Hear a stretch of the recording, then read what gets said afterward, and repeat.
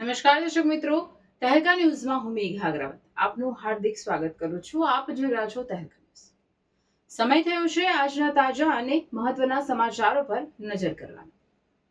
ભગવાન શ્રી રામનવમી નિમિત્તે વડોદરા શહેરમાં ગૌરક્ષા સેવા સમિતિ દ્વારા રામનવમી ભગવાન રામની ભવ્ય શોભાયાત્રા નીકળી હતી.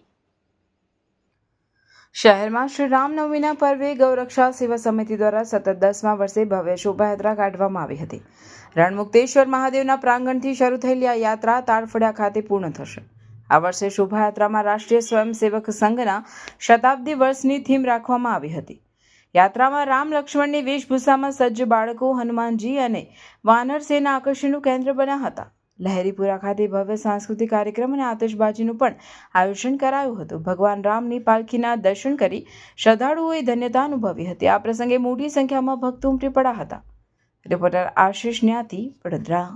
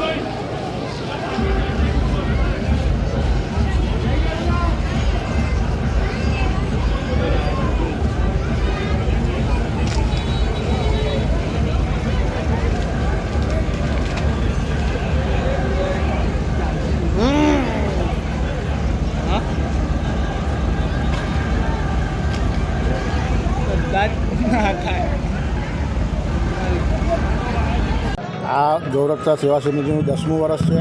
રામજીની શોભાયાત્રા જે રણમુક્તેશ્વરના પ્રાંગણમાંથી, પવિત્ર પ્રાંગણમાંથી નીકળી તાળફળિયા ખાતે પૂર્ણાહુતિ થાય છે. આ યાત્રામાં નાના બાળકોની વેશભૂષા, રમતા હનુમાન દાદા, જોડે જોડે વાનર સેના પણ હોય છે, જે પણ રમતી હોય છે. જોડે જોડે પાલખી, જે પાલખીની પવિત્રતા બહુ હોય છે, લોકો એમના દર્શન કરવા ધન્યતા અનુભવે છે.